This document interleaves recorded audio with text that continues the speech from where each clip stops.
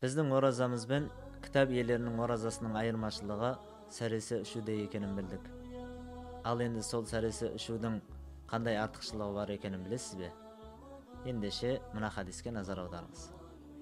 Қала Расулуллахи саллаллаху алейхи вассалам: Тасаххару фа инна фис сухури барака. Равахул Бухари ва Муслим. Имам Бухари мен Муслимнен жеткен хадисте Алла елшісі саллаллаху алейхи вассалам былай деген: сәресі ішіңдер, расында сәресіде береке бар.